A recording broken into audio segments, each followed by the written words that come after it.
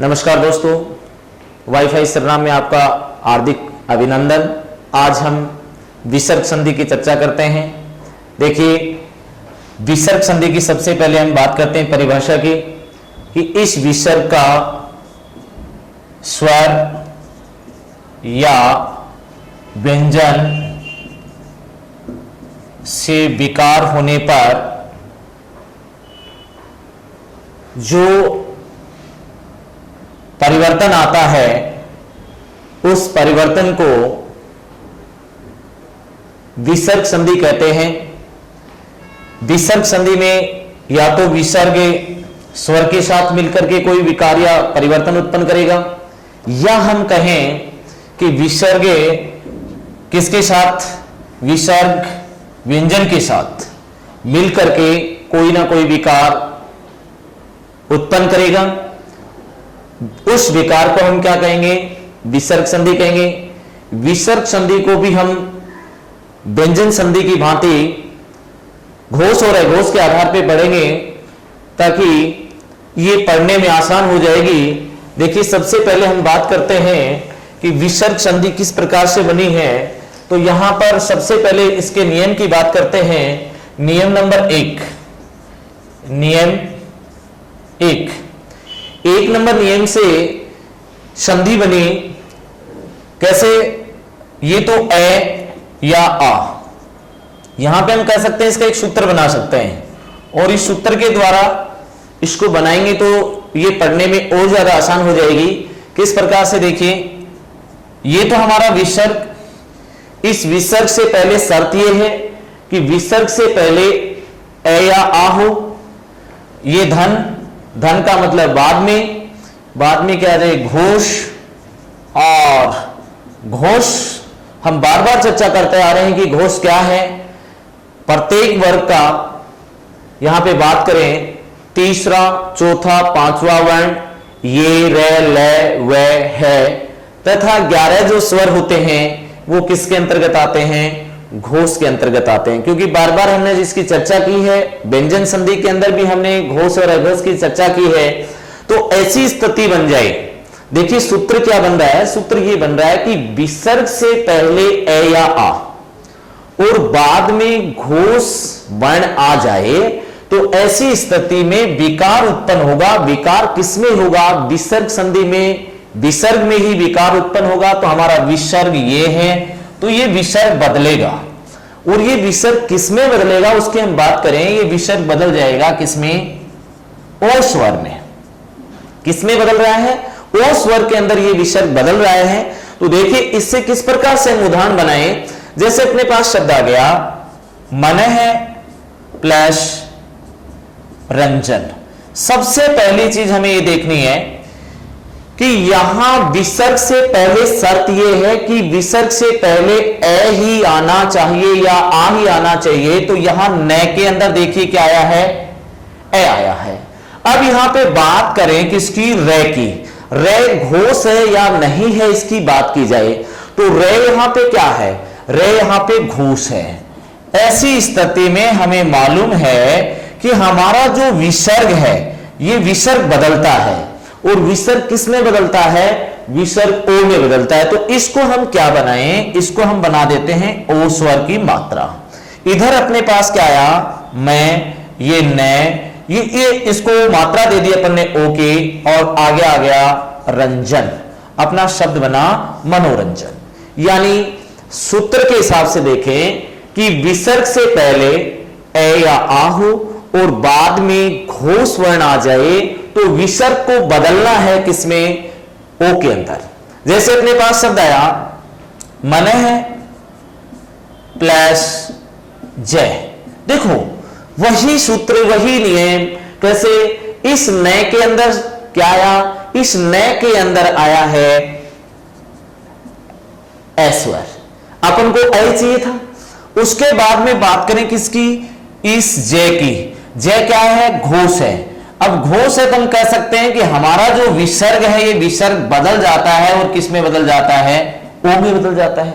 बदल दें इसको तो देखिए वापस शब्द क्या बन रहा है, मैं, और ये न, इस विसर्ग को बदला ओ में और आगे जय शब्द बन गया अपना मनोज। आगे बात करें, जैसे अपने पास शब्द आया शरह प्लस जय, वही नियम, इधर ए आया है, बाद में जय आया है, तो अब बदल देंगे हम, किसको बदल देंगे, विसर्ग को। किस में बदलेंगे, तो देखिए से और रे, ये बन गया ओ, और अपना शब्द बन गया सरोज। जैसे अपने पास शब्द आए उरह प्लस जय, उरह प्लस जय, ध्यान दें यहां पे कि इधर ए आ रहा है, इधर घोष आ रहा है, ऐसी स्थिति में किसको बदलेंगे हम, विसर्ग को बदलेंगे, और क्या बन जाएगा, शब्द बन जाएगा उरोच, उरोच शब्द बन जाएगा। अब बात करें यहां पे, जैसे अपने पास शब्द आया वे प्लस वृद्ध, वे प्लस वृद्ध शब्द आया, इधर तो क्या आया, ए आया ये के अंदर, इधर वह आ गया, वह क्या होता है ये देखना है, वह क्या होता है, घोष होता है, ये रेला वह घोष में आते हैं, बदल जाएगा विसर्ग, तो क्या बनेगा, वयो वृद्धे शब्द बन जाएगा। अब देखिए, जैसे अपने पास शब्द, जैसे मान लीजिए ये पूछ लिया जाए कि शब्द आ गया वन है प्लस भूमि। अब सबसे पहले में ये ध्यान देना है कि हमारे सूत्र के हिसाब से ये बन रहा है या नहीं बन रहा है। सूत्र में देखो ए आना चाहिए, ये ए आ गया, उसके बाद ये क्या है, भय, भय घोष है, तो ऐसी स्थिति में हम जानते हैं कि हमारा विसर्ग जो है वो बदल जाता है, और किस में बदल जाता है, ओ में बदल जाता है, तो बदल देंगे इसको, क्या बन जाएगा, ये बन गया वनो भूमि बन गया। अब आगे देखिए बात करें, इसी से चाहे अपन शब्द बना ले, जैसे मन है प्लस विकार शब्द आया। अब यहां पर देखना क्या है, मन है प्लस विकार में भी वही स्थिति बन रही है जो किसमें बन रही थी, यहां पर मनोज में बनी। तो यहां पर देखिए ए के बाद में ये क्या आ गया, ये घोष आ गया, तो घोष आ गया तो हम कह सकते हैं यहां पर कि अब विसर्ग जो है ये किस में बदलेगा, ये ओ में बदलेगा, तो बदल देंगे, क्या बन जाएगा, मनो विकार शब्द बन जाएगा। लेकिन कई बार क्या होता है कि इस आधार पे हम संधि करते हैं, तो जैसे अपने पास शब्द आ जाता है मन है प्लस कामना, मन है प्लस कामना शब्द आया, हमारे दिमाग में यही चलता है कि जिस प्रकार से बाकी मनोविकार हुआ है वैसे ही मनोकामना शब्द हो जाएगा, लेकिन मनोकामना शब्द क्या होता है, गलत होता है। कारण देखिए, इसके कारण को ढूंढना है, कारण क्या है, इधर तो ए आ गया और बाद में क आ गया, क अपने वर्ग का क्या है, प्रथम, पहला और दूसरा क्या होता है, पहला और दूसरा अघोष होता है। तो अघोष की स्थिति में यहां अपन को चाहिए क्या था, घोष, यहां क्या आ रहा है, अघोष आ रहा है, तो ऐसी स्थिति में इसका जो शब्द है वो मनोकामना न किया जाए, मनोकामना, ये मनोकामना क्या है, ये गलत है। फिर यहां पे नियम ये है कि अगर इधर ए हो और बाद में घोष हो तो ऐसी स्थिति में विसर्ग जो है वो विसर्ग का विसर्ग ही रहता है, तो पुनः जो शब्द बनता है वो क्या बनता है, मन है कामना शब्द ही वापस से बनता है, मनोकामना अशुद्ध शब्द होता है। ये इसका पहला नियम है। फिर से एक बार मैं दोहरा रहा हूं, देखिए ध्यान से देखें, पहला सूत्र या पहला नियम ये कह रहा है कि विसर्ग से पहले ए या आहु और बाद में घोष वर्ण आ जाए तो ऐसी स्थिति में हमें क्या करना है, ध्यान दें, ऐसी स्थिति के अंदर हमें यह करना है कि विसर्ग को ओ में बदलना है, और विसर्ग को ओ में बदलेंगे तो निम्न प्रकार से हमारे उदाहरण बन जाते हैं। अब आगे की यदि हम बात करें, थोड़ा सा इसको यदि हम चेंज कर दें तो चेंज करने पे देखिए कैसे हमारा नियम बदल जाता है। अभी अभी हमने मनोकामना शब्द का जिक्र किया तो यहां पर देखिए ये बात बन जाती है कि सूत्र ये बन गया, नियम नंबर 2 की यदि हम बात करें तो ये बन रहा है कि विसर्ग से पहले तो क्या आ जाए, विसर्ग से पहले ए या आ हो, और बाद में इस बार देखें कि घोष न आकर के क्या आ जाए, अघोष आ जाए। अपन ने चेंज क्या किया है, अपन ने चेंज किया है कि पहले वाले नियम में क्या था, पहले वाले नियम में विसर्ग से पहले ए या आ था, लेकिन इसके स्थान पे क्या था, इसके स्थान पे घोष था। इस बार बदल रहा है और घोष के स्थान पे क्या आ गया, अघोष आ गया। तो ऐसी स्थिति में हम देखें अब क्या बनेगा, अब विकार उत्पन्न करना है, और विकार उत्पन्न किसमें होगा, ये होगा विसर्ग में। विसर्ग संधि में विकार उत्पन्न स्वाभाविक बात है, किसमें होना है, विसर्ग में होना है। अब विसर्ग न तो ओ में बदलेगा न र में बदलेगा, विसर्ग है वो पुनः विसर्ग में ही रह जाता है, यानी कोई परिवर्तन नहीं होता है। तो देखिए कैसे बने, जैसे अपने पास शब्द आया प्रातः है प्लस काल शब्द आया। अब प्रातः काल में हम सूत्र की बात करें तो सबसे पहले देखिए इसमें क्या आया, ए आ गया। हमारा प्लस से पहले आना अनिवार्य था, आ गया। बाद में अपना आ गया कह। कह क्या होता है, प्रथम होता है, और प्रथम होने की वजह से क्या बन गया, अघोष बन गया। ऐसी स्थिति में अब हम क्या करें, इसको ओ नहीं बनाए, इस विसर्ग को हम क्या बनाते हैं, विसर्ग का विसर्ग ही रखते हैं। तो हमारा जो पुनः शब्द बनता है वो क्या बनता है, प्रातः काल। प्रातः काल शब्द ही वापस बनता है, इसमें विसर्ग का लोप नहीं होता है, विसर्ग किसी अन्य स्वर में भी नहीं बदलता है। जैसे अपने पास शब्द आया अधय प्लस पतन, अधय प्लस पतन आया, ध्यान से देखें। अधय पतन जो है इसमें क्या है, इधर तो अ आ गया, बाद में तय क्या है, अपने वर्ग का प्रथम है। अब अपने वर्ग का प्रथम क्या कहलाएगा, अघोष कहलाएगा। अब अघोष कहलाएगा तो वापस देखिए क्या बनेगा, विसर्ग का लोप नहीं होगा, विसर्ग किसी में परिवर्तित नहीं होगा, पुनः विसर्ग का विसर्ग ही रह जाएगा, और शब्द क्या बनेगा, अधय पतन शब्द वापस बने जाता है। जैसे अपने पास शब्द आया रजह प्लस कण शब्द आया। अब देखो इधर ए आ गया, बाद में क आ गया, तो ऐसी स्थिति में हम क्या करें, ऐसी स्थिति में विसर्ग का विसर्ग ही रखेंगे और वापस शब्द क्या बन जाएगा, रजह कण। अभी अभी हमने नीचे एक उदाहरण की बात की थी, और वो उदाहरण था जैसे अपने अभी बात की मनः प्लस कामना। वो जो नियम की बात हुई थी वो ये इस नियम में आ रही है, मनोकामना न करें, तो यह क्या हो जाएगा, यहां पे बनेगा मनः कामना। तो वापस जो अपना शब्द बनना है वो मनः कामना ही बनेगा, मनोकामना नहीं बनता है। ये नियम नंबर 2। और एक बार हम फिर से इसकी चर्चा करें, एक बार फिर दोहराएं इसको। हमारा सूत्र कह रहा है कि विसर्ग से पहले ए या आ हो, और बाद में घोष के बजाय क्या आ जाए, अघोष आ जाए, तो विसर्ग जो है वो विसर्ग में ही बदल जाता है, यानी कोई चेंज नहीं होता है, कोई परिवर्तन नहीं होता है। इसी प्रकार से सारे हमने उदाहरण बनाए। अब हम बात करते हैं नियम नंबर 3 की। देखिए 3 नंबर जो नियम है इसकी हम यहां पे बात करें तो क्या बन रहा है उसकी चर्चा यहां पे की जाए। नियम नंबर 3 क्या कहता है कि अब बदल रहा है, ये हमारा विसर्ग है।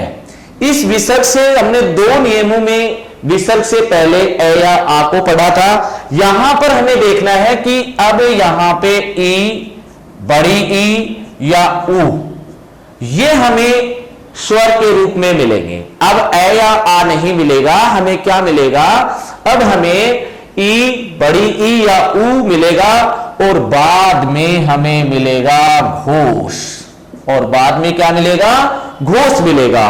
तो ऐसी स्थिति में विकार उत्पन्न होगा। विकार विसर्ग संधि में किसमें होगा, विसर्ग में होगा। विसर्ग में क्या विकार उत्पन्न होगा, ये विसर्ग है ये बदल जाएगा किसमें, आधेरे में। एक बार पुनः विसर्ग से पहले ई, बड़ी ई, ऊ, और बात करें विसर्ग के बाद में घोष, विसर्ग बदलेगा किसमें, आधे रे में। चलिए हम इसके उदाहरणों की बात करते हैं।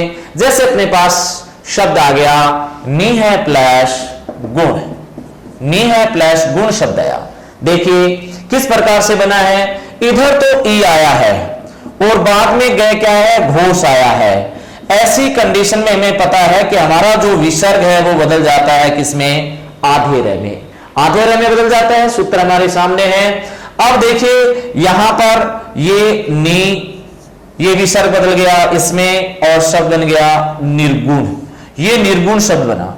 हमें इस बात से भी पता है कि निर्गुण में आधा रह है, ये कहां चला जाता है, इस बात को हम अच्छे से जानते हैं, भली बात जानते हैं कि आधा रह हमेशा कहां चला जाता है, अपने स्थान से आगे वाले वर्ण पर। तो इससे आगे वाला वर्ण कौन हुआ, गए, और शब्द बन गया निर्गुण शब्द बन गया।